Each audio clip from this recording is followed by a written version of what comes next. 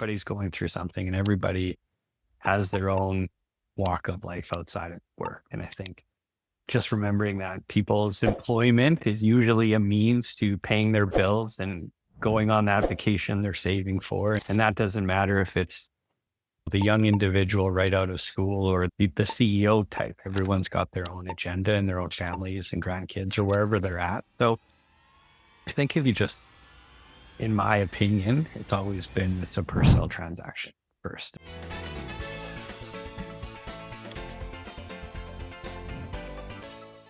Good afternoon or morning or whatever it is, wherever you are when you're listening to this. Welcome to Oratory. I'm Lindsey Schultz. And today my guest is Joel Giffen. So Joel has roughly 15 years of international experience developing, leading, and managing comprehensive projects of all levels in the mining, utility, wastewater, and heavy industrial sectors. In 2017, he started his own boutique consultancy that continues to provide tailored solutions for its client. So today, who knows what we're going to get into, but welcome, Joel. Thank you. Thank you for having me, Lindsey. Of course. Thank you for being here. My infamous question to get things started that makes everybody feel awkward is, what's getting you excited? Yeah. Then you get nervous and we don't know what to say and we go, let's get me excited. Exactly. There's a whole bunch of different things getting me excited. I look at the way our business is currently growing gets me excited. I look at a shift and change in the market in terms of how our clients are spending money. One of the common topics we're seeing at a lot of conferences and trade shows is what staff is going to look like in the coming years in terms of this changing of the guard of elderly staff or older staff, I should say, retiring, and how we're bringing up and bringing people into mining and where we can do better jobs in high school and university and bringing people into our industry. So there's all sorts of different things that are getting excited lately about. I would have to say that I wind up talking about what are we going to do with people all of the time. Yeah. But one of the things that I love specifically about your website is that you've done such a nice job about talking about your relationships and that each client is unique and different and you make tailored solutions for them, but that people matter. And I think you do a great job of embodying that as well in the way that you develop relationships and conduct yourself. And so how did that come about? Was this one of the founding ideas that you had when you decided to start your own firm, or did it evolve? I think probably a little bit of both, to be honest. Yeah, I never set out to build a business in a lot of ways, but when you look at watching my father grow up in sales and he worked for one company for 42 years. And I think that longevity in a business doesn't exist anymore. And you watch someone you idolize and look up to, and it's all about relationships and it's people. And how can you receive and look to build your business there? And then equally as much, how can you give back and provide, whether it's salaries or opportunities or education for the people around you? And we all live and work in a community that raises our families and provides us for all the wonderful things we want for, when you're outside of work. So being able to give back is such a wonderful part. I think business in so many different ways is a personal transaction. It's understanding the psychology of the person sitting across the table from you in a negotiation, or having the discussion about what's going on in your life and what's important to you. And so many times you talk to a client or potential client or somebody and, oh, my wife's having knee surgery and this is happening. My oldest has a pain in the butt and this is happening. And some of those mental notes you can just make and bring that back to life in terms of, hey, how's your wife doing after surgery? And people are like, what? Remember that? And I think it's just those simple things that if you can remember to bring the personal touch back, because everybody's going through something and everybody has their own walk of life outside of work. And I think just remembering that people's employment is usually a means to paying their bills and going on that vacation they're saving for. And that doesn't matter if it's the young individual right out of school or the CEO type. Everyone's got their own agenda and their own families and grandkids or wherever they're at. So I think if you just, in my opinion, it's a personal transaction first. And so when you look at building an organization, I look around the room right now and I see people laughing and eating cookies, and they're here and they're having a good time, but they're working hard. And I think it's a group of people. It's a group of people that you want to bring together. And it's a group of people that you look at putting the right person in the right seat. And I think that's such an important part, I guess, to answer that in a very long roundabout way. You're not only just attracting, your website isn't just to attract potential clients. It's also to attract the type of talent and the type of people you want to bring. So if you can showcase that from both elements, like, your brand proposition is just as much for bringing people into your organization to do the work and be part of the group you're building as it is to bring in potential clients. So I think you've got to equally spend that much time on the outreach, or on like the in-reach as you do it as outreach. Yeah, I agree. And you've just done my job for me. This has been my soapbox for a while. And I'm sure that you recognize it as you look at potential clients or individuals that you support in your work. But when you go and look at their website and it's void of all of the parts that we're talking about, there is no value proposition not to join the company, not to invest in it, not to do all kinds of things. And I think often we just talk about being extractive, and it is about relationships. And you go to just as many conferences as I do, if not more.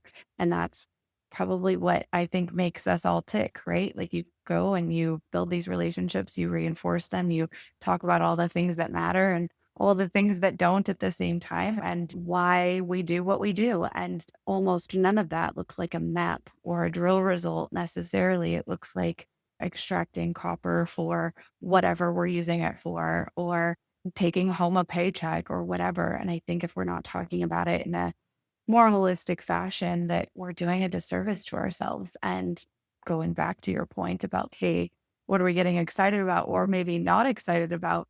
We don't have enough people to go around. And so if we don't broaden the way that we talk about what we do and why we do it, we're not going to attract them. Yeah. No, I think you hit it on the head. And, you look at some of these individuals or these companies' websites, and you can go and like stock photo. And I'm sure our website has some as well, but there's people. And that this certain company XYZ is 25 people. Showcase that. Showcase the awesome stuff you're doing. And I think there's just like a service you can do in terms of the inboard and the outboard of your organization. And you'll never get it right, and it'll always be an evolving cast. And you'll always look at something you did a year ago and you're like, we're doing it so much better now. And I think that's also important. You continue to just put your best foot forward, I think, in a lot of those things. I think if you look back and you say, oh my gosh, we're doing it so much better now, then you've really done a good job. And sometimes it's like, we've got to do the opposite and say, oh man, we've lost touch and redial. But I think part of what we're doing all of the time is trying to do better, right? And so trying to talk about what we do in a different way, talking about how we're doing it better. All of those things matter. And ideally, we're evolving in the right direction rather than the opposite. It doesn't have to be perfect before you do it either. And I think some people are just plagued by the idea that like they just don't quite have it dialed in yet. So they can't do anything about it. And sometimes you just have to leap. Have you been exposed to 6 Working Geniuses? No, but I need to know about this. Yes, we started just doing it in our organization, and it looks at the 6 Working Geniuses of all the different type of people in your organization. And some people like the wonder and the ideas, and some people like discernment, and some people like the tenacity, like getting things done, checking it off the list. And I think as a business leader, you get to something on the list and you're like, okay, roll it out. And you can roll out this program to roll an organization. And sometimes you miss like the brainstorming piece, or you miss the part of, oh, how is that going to affect like the junior sitting at the end of the hall here, as opposed to like the leaders in our organization. So I think there's just like some wonderful tools out there now that, you can really like use in your organization in terms of people. And we did this exercise yesterday, and we did this 2-hour session afterwards, and we went through it all, and it was like the leadership team, but then it was also just general employees. And sometimes the feedback you get back from the general employees, you can see the whole leadership team going, oh, oh shit. Oh yeah, we didn't think about that. So I think it's part of like your duty to get that feedback and to make sure like you're incorporating it and understanding how some of these programs and systems and tools and or whatever it is in your business you're rolling out affect everybody. And sometimes what you're trying to accomplish, but like you miss a couple steps along the way. So I think that's to your point about being the forever learner and the constant need for getting better. It's quite important in an ever changing business, especially as like these unknowns about technology come into place, right? There's so much we can do now to manage our people and keep them happy and make sure that the programs we have in place are suiting everybody's needs, not just the seniors or the leadership team or the managers, right? It's the people sometimes doing the work that it affects more than everyone else. So yeah, it's just always a evolving tour, I guess, very word. I think that there are a lot of really cool tools. And so I haven't heard of the 6 working geniuses, but I'm going to have to look at it. But going way back at this point to my MBA, one of my last courses was like organizational development and psychology, et cetera, blah, blah. And it turns out I spent a lot of my time doing that. But one of the books that we read that I still love is called 10 Faces of Innovation. And it's so similar if you haven't read it. So it gives you 10 different sort of archetypes of individuals that contribute in teams. And so then you go through it and you're like, oh, Sally's this one and I'm this one and they'll work together. And it goes to what we've evolved to start calling cognitive diversity rather than having a one group of engineers that all think the same. And so we talk about all kinds of different ways of building teams, but often it doesn't matter how you built them if you never check in with them. Totally. Like if you don't ask questions of everybody that's in your workforce and sometimes external to that and say, hey, how are we doing? And get some feedback, you're not going to be able to learn and grow and continue to advance or take a really great idea that, somebody that's been doing it for 20, 30 years wouldn't have thought about. But if you're using new technology and you have somebody coming to the table with a very different thought process and strengths, then they could bring it to you and say, man, we've short circuited this whole thing and now we've got some really great ideas. And part of that I find really exciting is when I work with teams that say, hey, we're open-minded and we'll listen and everybody has a seat at the table and it doesn't matter what your title is. But I find that the larger the organization, the less often that happens. Yeah. And I think it's a challenge we're going through right now in our business. There was a time when there was 8 of us and I hired everybody personally and I knew their wife and their kids and what school they went through and that. And I think some of the attractiveness of a small business is like the flexibility. And so as you grow your business policies and procedures and some standardization across the board adds some rigidity and you sometimes get pushback or you lose that touch. And I think there are some great tools out there for staying in place and staying as flexible as you can for as long as possible. But you're right. I think there is a certain stage of your business where you hit that threshold where for us, it was 22 people. Once we got to 22 people, everything broke. Like spreadsheets no longer worked for managing people. And you can't be getting 22 different Excel spreadsheets with everyone's time and you're admin trying to cross-reference and figure out how we're billing and this and that. So there are some things like when for us, it was 22 people. And now even as we grow, it's that check-in and making sure like the policies and procedures we have in place work, like you said, for everybody and doing that annual, does this work? Does it not work? Hey, we have a healthcare savings account. And that was a great benefit for our group when we were smaller because we didn't have families with kids with braces and that. And we were a bit of a younger group and, we chose to spend our healthcare the way we wanted, but it's checking in once a year. Hey, this program's still working for the collective whole. And do we need a better benefits package or a better healthcare something or whatever that program is? And just making sure we do that. But I think the good part about our organization in a lot of ways is the layers of culture that we've built right through from me to, like I said, the junior drafter or the junior engineer. It's not necessarily like the movies where they take the door off and have it an open door policy, but you can come and talk to anybody in our organization. And I think that's like a good culture to have. And the hardest thing we're going to face over the coming years as we continue to grow is maintaining that. And so it's empowering as much as you can, those team members to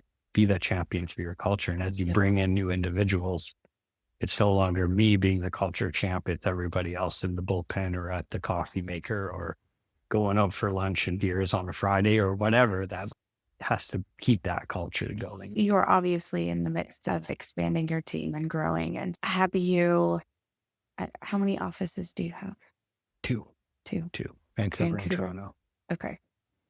But in that, do you find that like they have different sort of cultures? Yeah. I was going to say each one crops up with their own thing. Yeah. Maybe you've got some underlying values, but they're still a bit different. Yeah, absolutely. And I think our Toronto team, we were looking for different discipline engineers and they just all happened to be out east. So overnight, our Toronto team doubled. And so it came with its own challenges. Like we outgrew our office space overnight and people wanted a little bit more of, and again, it's city-wide, like Vancouver is a bit more laid back. We don't really wear dress shirts and it's a lot of jeans and t-shirts here. Whereas like the Toronto team is or coats and button ups and it's a bit of a different dress code and style and city. And so, yeah, you just naturally get some of that.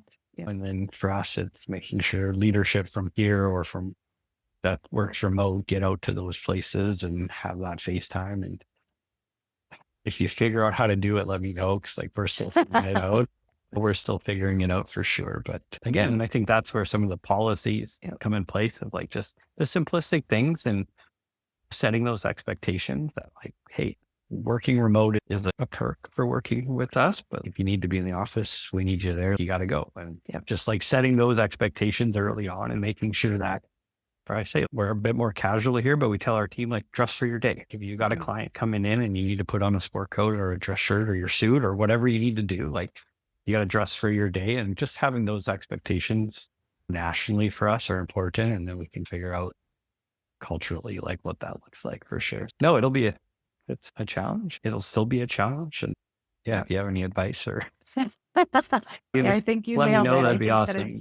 It's different for every company and what you want. I think some companies spend so much time formalizing what they think their culture and their values are that they're just words on paper rather than something people are actually living. And that doesn't do anything either. And so if you're actually living these things, it doesn't have to be complicated. If you have a few things that you lean on when things are going really well and things are going maybe not so well, that everybody knows, dress for your day. Okay, you've got a family thing going on, go take care of it. We have deliverables based scenarios. So like work on your own time, like whatever those things look like for your group, right? But I think you have to be consistent and everybody has to know that's how it's going to go. And I tell people all the time, I was like, man, it's like having kids.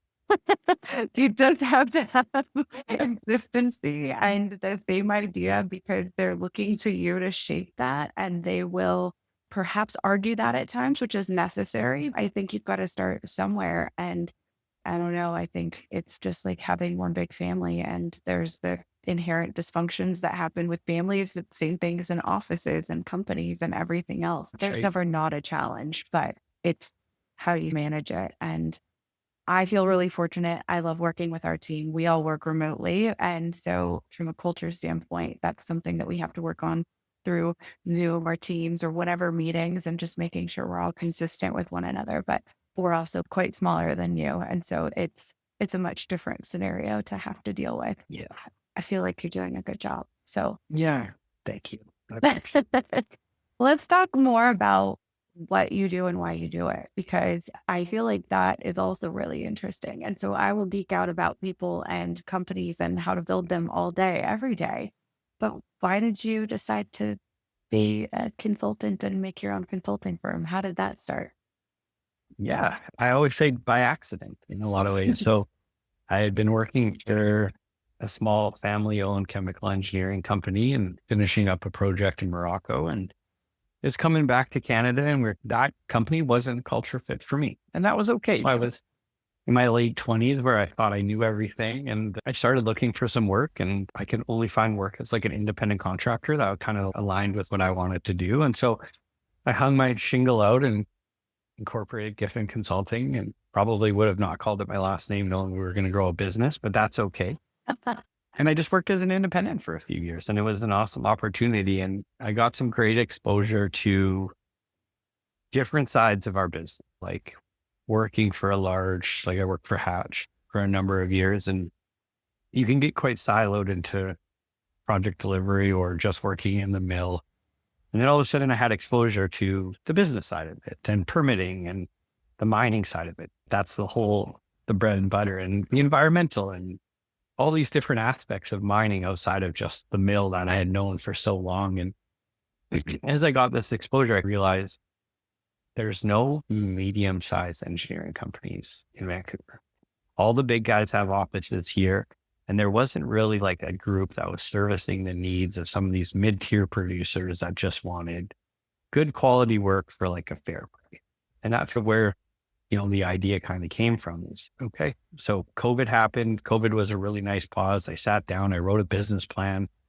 I outsourced IT and got rid of some of the things I didn't want to deal with anymore. And we hired our very first employee in 3 years ago in September. So called 3.5 years ago, and just set off on this course of building a business around, service-based, high quality work for a fair price, less bureaucracy. Like we often say, if a client's got a problem, they can pick up the phone or get me or Andrew or any one of our senior leaders. There's not a roadblock or an ego involved. And so I looked at that, and we found some success quite early on, to be honest. And it happened a bit quicker than I thought. But it was great. And when you look at British Columbia, you have a lot of single asset producers and that sort of thing. And being able to just open doors and say, hey, like, where are you not getting serviced? And a lot of it came into day-to-day engineering of how they do operations, capital project spending. And so that's really what the crux of our business has been.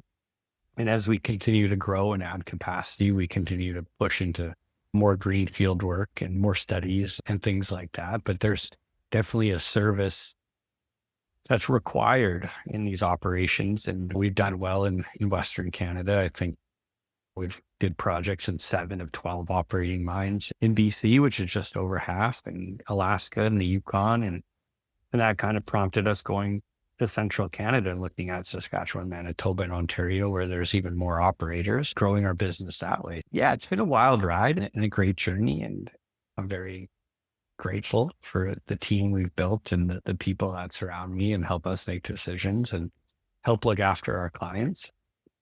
But yeah, in a lot of ways, it was a fluke. But, now as I get into it more and I look at my grandfather and I look at some of my older uncles, you start having these stories, and you just knew great uncle Gord owned a nursing home or something. But then as you have these conversations with a bit more like business lens on it, you're like, oh, you did that for your whole life. You made your own income from your 30s. And so I guess I've learned over the last 5 or 6 years, these individuals that have been in my family in the Giffen side for years had this entrepreneurial spirit already, right? Yeah. So I think it's a gene that was there, and I just never really knew about it until I took the leap. And yeah, so April 1st was 8 years I've been making my own accord, which is pretty awesome. And that is pretty awesome. Pretty grateful for the team we've built around this organization. That's really cool. I love, one of my favorite questions to ask people is like, how did you get into mining? Or why did you decide to start your own company? Because usually the answer is on accident and from the foundational source. It's usually by accident, and then something happened. So I went to school to be an architect. Like, I wanted to study architecture, and I got through 2 years of school, and I was like, well, this isn't for me. And I had a friend's dad who worked at Hatch. I need you to come draft P&IDs. And I was like, he's just come to work, no CAD, we'll figure it out. And like, I started at Hatch as a junior drafter, and like, they put me through BCIT and engineering and got me through and got me an education and learned about mining for 7 or 8 years with them. And I think back to that and I'm like, man, what a fluke, and it's been this industry that obviously has so much say in what's going on in like the world economics and how we develop, whether it's this electric batteries and green energy transition or anything. Like, mining plays such a critical role in that. I think it'll be our job over the next 5-10 years to start thinking about how we can give back in a meaningful way for an industry that's provided me a career, an ability to go on vacation, ability to buy a home, ability to raise a family. And so when you think about that, it's what a fluke. Yeah. But I don't know. Maybe it's more serendipitous, right? Like it's yeah, been absolutely. like the best, strangest ride you've been on so far. Yeah. Oh, yeah. Oh, yeah. Um, So I that's all. definitely feel that way as well. I'm like, I didn't think I would do this in a million Oh, no. years. No. But here we are. But here we are. I asked my younger kid what he wanted to do when he grew up, and he was like, look, I want to be kind. I want to play with dogs. And I think I want to help people. And I was like, cool, dude. So I was pretty happy about that. But most of us don't know what we want to do when we grow up. And even in the midst of doing it, we occasionally decide that we should do something different. And that's why I have a business. Let me know Yeah. how that goes. 'Cause Yeah. hanging out with dogs all day and being kind. So be up a lot of people's alley. Be like, can I make money at this? Maybe not, but that's okay. Yeah, I know. I think, I don't know, and he's gonna go and we have his fleet of dogs go visit people at offices and charge them like a food truck or something. Be like, $5 a pet. Thank you very much. He's on to something. Good. Yeah, we'll see how it goes. We've got a few years before he can figure it out. I think we all have different ideas, and it's always fun to watch them play out. I think all that being said, I was doing some online stalking and I saw that you got an award, which was the 40 under 40. How did that happen? Gosh. You've been ultimately very humble, but I'm going to apparently bring out all kinds of interesting stuff back Yeah, here. yeah. Yeah, part of our like brand recognition, like last year we got to do a brand revamp. That's the right word I'm looking for. Brand update. There you go. Yeah. And part of that update was, where do we want to be in the market? How do we get name recognition? Like some of those fundamentals of growing. And so it's get out there and apply for some awards and see where we fit in, see where the market likes us, I guess, probably the way to put it. Yeah. And our team went out and applied for that one for me. So I got a trophy. That's cool. Yeah. I sent a photo of it to my mom. So that was good. But yeah, so Business Elite Awards for Canada, top 40 under 40 for 2024. Yeah. I was blindsided and it was a very humbling experience. It was awesome. It was good to get in a room with a bunch of other entrepreneurs and see where they're thriving, where they're facing challenges, all those fun things. Yeah, we did that. And we were also in the Globe and Mail's fastest growing companies in Canada. So we sat number 68 last year nationally in growing businesses and number one for engineering companies. So we had a 620% growth year over year for 2 years, which is wild when you think about it. Mind blowing. That's a big number. Yeah, it's crazy. Yeah. But it's a testament to like the people here and the group we've built, and maybe we'll slow down a little bit. But so it's just great to be out there and get some industry recognition for some of your efforts and hard work, and a big credit to the team here on the Globe and Mail one for doing their thing and helping us achieve that. Yeah, it's really cool. I like the background sleuthing that I get to do in advance of these interviews and randomly be like, hey, I'm going to embarrass you for a second because I feel like I have never been more self-conscious or embarrassed than when we're taking an award that you're not necessarily expecting. So, and then to get called out about it when I have given you zero heads up to that. But I will say when Kim and I went to, her partner and I went to the awards, and we got to put on a bow tie and she put on a fancy dress. I was like, this feels like prom again. But you get a nice evening out and get to spend some time together, which is equally as important. And in the rat race, sometimes we get stuck in. So yeah, always look for that. Yeah. I feel like we have a very broad canvas of what we get to wear to work in mining, right? Like steel-toed boots and hard hats and crazy neon colors. And then occasionally we get to be really spiffy. And I used to feel like when I was a bit younger and everybody used to dress up for conferences like pre-COVID, because I feel like the dress code has changed. But pre-COVID, you could guarantee that you were going to see a lot of suits and perhaps not just at PDAC. And so like, okay, here's the work wardrobe. And being a little younger, I felt, okay, you have to like dress up so that people believe you. And then I go put my like yoga pants on and get on an airplane and no one would know who I am.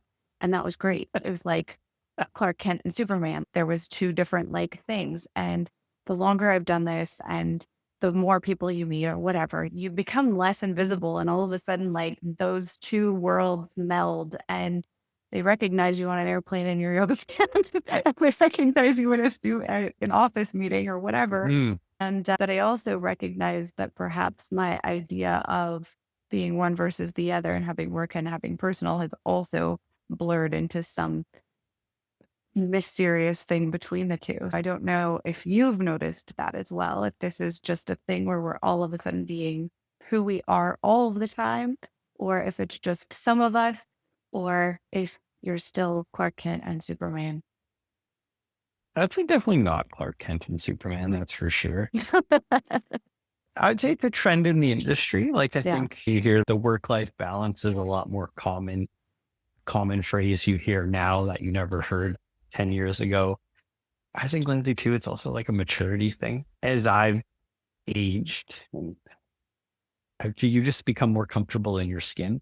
Yeah. So like the Joel that shows up is the Joel that shows up at home, or just the Joel that shows up in his community or to beer league hockey or whatever the case may be. And I think as you settle into what you're comfortable with and what you want to achieve from a personal level, professional level, community level, like whatever those buckets are for each individual, there is this big blend, right? Because at the end of the day, I know what I need to do for myself every day for Joel, so I can show up for me. And then I know what I need to do every day so I can show up for like my family at home. Then I know in the same breath of fresh air, like what I need to know to show up at the office for our team for a successful day. And I think that's just like trial and error, right? It's figuring out like what you need. But yeah, I would definitely say when you're younger, there's a more of a, I care what people think. I press my shirt on Sunday for 5 days and I have 5 days in dress shirts ready to go. And casual Friday means I get to wear a golf shirt on a suit and things like that. But you're seeing the industry shift a little bit in that. Hopefully for most people, work is 33% of your life. And the other 33% is you, and the other 33% is your family, or in some family, I guess, some fashion of that. So I think if you can remember that you're just equally as important and your family's just equally as important, and then your job is just equally as important, that you can have that balance and not need to put on this hat that I come in here and I'm the owner and do as I say, and you live in a dictatorship under whatever regime you're in. But that's not who I am as a person with my family or with myself. So like, why would I conduct myself in a fashion like that in our business? So I think it's just that and an aging thing and kind of settling into your skin of who you are as an individual as well. But yeah, definitely I'd say the same as you. Throw on your Lululemons and get on a plane and put your headphones on and hope no one sees me. It's very much a common thing for a lot of people. And the amount of times now you're like, hey, Dave, hey, Steve, how's Steve? Like, That's exactly right. It's there. And I think it's also part of just growing your network and growing your career and growing as a person. Yeah, I think all of that. But I will say that I loved the shoe trend in terms of like how that's changed in the last, maybe let's go with 5 years, because now I can get away occasionally with wearing sparkly tennis shoes to a conference rather than high heels. And I'm good for it. Or some Chuck Taylors or. That's exactly right. Whatever they are, I'm sporting them. We all walk far too much and I'm putting on my tennis shoes because the rest of the week I've got to chase a 5-year-old around. So and I can't begin to imagine wearing heels at some of those conferences. Like you look here watching them, they are 25,000 steps. Yeah. And my feet hurt in like half decent press shoes with orthotics in them. I couldn't imagine.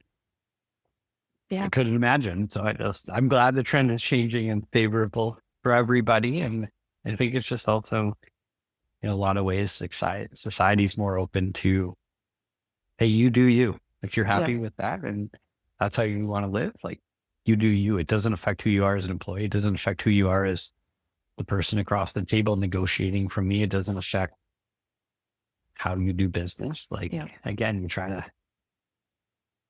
to just be you. And I Just think that be you. I think that's becoming more socially acceptable. For a lot of years, it wasn't, right? Yep. Yeah. If you I look at agree. businesses that thrived in the 80s and 90s was we had the whole building. There was 500 of us in the office. Men wore ties, women wore like shirts and blouses. You smoked at your desk, like whatever the case may be, but those things just don't exist anymore, right? Yep. Yeah.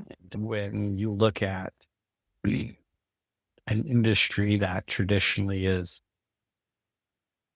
men with gray hair making decisions, so refreshing that it's changing and that our industry is shifting and that the inclusivity is changing. And it's really nice to see. So I'm glad fashion is just one aspect of it. But yeah, I'm wearing sneakers today. My feet feel great. Same. And I work from home, so You're probably I've in been getting, slippers then. I do have these really fluffy Birkenstocks that are like the best things that I've ever put on my feet. And I'm admitting far too much, but man, if I could get away with those at conferences, I would absolutely do it. No, but I agree with you. And I think sort of making some future forecasts, because I think you've mentioned two things that I want to touch back on. And one of those was watching the industry change. And so while I have my own belief, I'm here in the US seeing things play out and recognizing what numbers of students are coming out of mining schools and what numbers are exiting the mining workforce. You have a different lens or a little different crystal ball perhaps than I do. What do you think you're going to see in Canada, and what do you think will impact it in a positive way so that we can attract more talent to the mining industry in Canada or more broadly than that? Yeah, great question. Yeah, there's an little phrase that gets thrown around here sometimes. Like, how do you make mining sexy? There's everyone when you talk to elementary schools or high schools, or I want to go into tech, I want to do this. Like the days of being a doctor, a lawyer, or an engineer seem to be far and few between there. And social media's done it, whether a good job or a bad job, but some sort of job of painting the lens of being high earning jobs in the tech sector and different industries. And we see smaller classes. I was at BCIT last week with their mining group, and I think they had like 38 new graduates and one female in the whole program. Wow. All 4 years. So there's some great programs here in Canada that are slowly getting some traction in terms of like STEM. Oh gosh, the name's evading me. I'll think about it in the middle of the night, but a few other programs that are more tailored toward like high school and elementary school and trying to get people into the field. And I think our industry has so much to offer in terms of travel. You can sit in your office there in Denver and work on a project anywhere in the world, which is what a fascinating thing. And then you can get on a plane, and I saw a cost estimate get flown around for a team to go down to Suriname. And you look at someone was like, "Where's Suriname?" You're like, "Oh, Google it. It's over here." And so what is that? So I think just getting out in front of our youth, getting out in front of our students, getting out in front of those groups that are going to have a say in our future and how they're going to shape the mining industry, I think is quite important. And then on the opposite side of it is like the trades point of view. If you've ever been to a mine site and watched a maintenance crew, like the things trades could do are wondrous. I giggle sometimes of like why us engineers have jobs or why the engineers we employ have jobs. The trades, it's wonderful. And I think there's still a stigma in Canada around what a trade makes or what it feels to be a trade, whether it's any one of the trades, I guess. But so it's just trying to change that stigma and trying to, oh no, she lost the headphone. Just trying to understand how you can change that stigma slowly. And there's some great paying jobs out there, and mining is a great paying industry. I look at some of the other industries, I know friends that have businesses in and things like that. So I think it's going to be a combination of a whole bunch of different things, but I'd say like generally speaking in Canada, like minerals and critical minerals are well received. Mining is generally well received when it goes through the right consultation programs with the nations and the communities that are affected and goes through the right environmental and governance processes that are in place. Maybe people complain that they're too long or too short and nothing's ever going to be perfect. And I think just understanding that. Generally speaking, the sentiment is mining is fairly well received in Canada, and it's a big part of that in the oil industry in Alberta is a big part of like our export business and being able to produce enough natural resources to sustain as a country and then sustain export to allow for the growth and for our economy to keep thriving. Yeah, I think it'll always be. We've got a federal election coming up. It seems to be a hot topic, which is good, among other things. But yeah, it'll be like just a multifaceted approach to try to keep the industry, I don't want to say relevant, but in the forefront of our youth and just make sure everyone is doing their part. And like I said, as we get older and being able to go to schools and speak, and there's some awesome, I think I brought it home actually for our nephew, but there's some great graphic novels now and like little books around what mining is and getting those into the schools. And so I think we can continue to do our part like socially to keep the industry moving forward. I think that's really cool. And in Canada, I think that there's broader awareness of mining than there is here in the US for sure.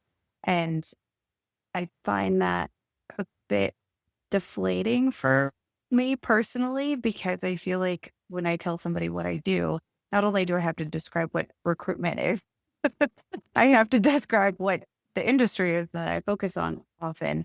And they're like, what? People still do that? And I'm like, "But we're starting here again." Chisel And rocks. yeah. And it's like, yeah, some of our stuff doesn't look quite as rosy as Canada. And I'm grateful for that because we wind up being able to import you guys to help us out on occasion, or you could just get to consult and help us make our stuff work oftentimes. But it's nice to see that. And my marketing person, Amanda, sent me this really cool graphic this morning, in fact. So there's a group called Metricool. I know very little about them, but Metricool did a LinkedIn study this year that said mining is at the absolute top of the list for LinkedIn specifically. So it said that petrol, gas, and mining is at the top of the most followers, impressions, interactions, and clicks and comments and shares. So despite the fact that I feel like we're often talking into a vacuum, apparently we're not so much. So we have this really cool new opportunity, and this was brand new data that I got. And however we spread the word, I guess this is part of it. We have to do it, and we need new, interesting thoughts to come in and make all of this work longer term, because at some point we're going to be old people and be outdated. So might as well get them in here and let them teach us. But the second thing that you'd said, as I'm totally losing my train of thought, was that, so we talked about the future of mining workforce, and the other one, oh, I don't know, I'm totally losing it, but it'll come back to me at some point. We are nearing the end of our time, and I'm sure you have other things to do with your day, but on those notes and on what we've talked about, any parting notes, any parting words of advice or things we should be mindful of or anything like Gosh, that? probably Big all of the question. above. Yeah, all of the above. No, I think I never try to give advice. I try to always speak from experience. And I think that's a big part of how we can help our youth and help the up and coming generation in our industry. And I think it's a big part of growing our business here is just being able to speak from past experiences and leverage the things that have worked for us or not worked for us. And I think it's, up to the individual to extract from that what they want to hear or what they need to hear at that time. I think that's a big part of,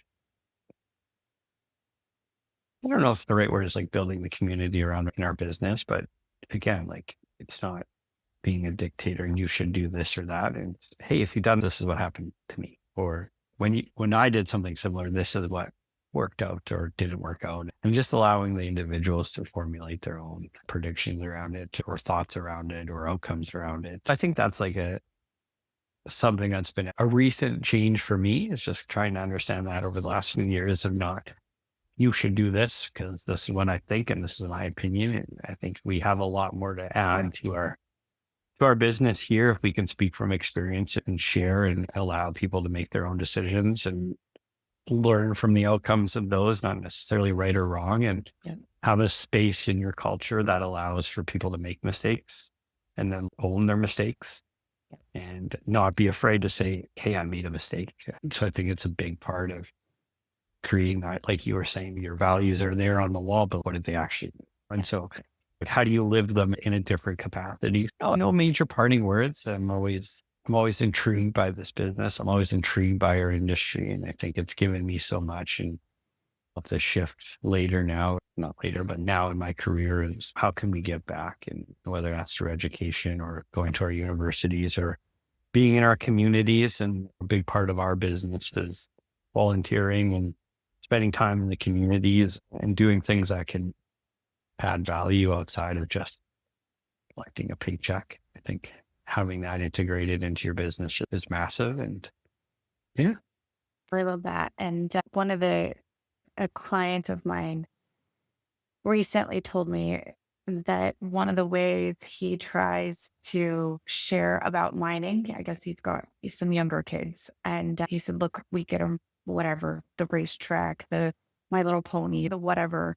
And he was like, and then in my travels, I bring back mineral samples from all over the world and we bag them up with what it is and give them a little sheet about what it is real topically. And we just attach that with a cute little ribbon on the bag or whatever. And we give it to the birthday kid. And he was like, every single time we get feedback from the parents or from like my kid like coming back from school being like, oh my God, they love the rocks, Dad. And the racetrack. yeah, not the racetrack, but whatever it is. And I love that little very easy, like continuous outreach and just like getting to people that don't always see it. And he said, look, I do it every single time and it's always well received. And so it can be big things, it can be small things. He's absolutely living this value that he thinks mining is important and sharing it with others that he gets to have any influence over. And so I always love that story. I'm sure you will come up with whatever that footprint needs to be. We're just taking that one. You could take that one. Yeah, I mean, yeah. why not, right? As you're expanding, come to the US. We need a Joel. There you go. Yeah, maybe we'll be there. All right. On that note, thank you so much for joining me and sharing your very awesome perspective on our industry and your work. And it's a pleasure. So we'll do it again. Thank you for having me. Yeah, absolutely. Thank you. Anytime.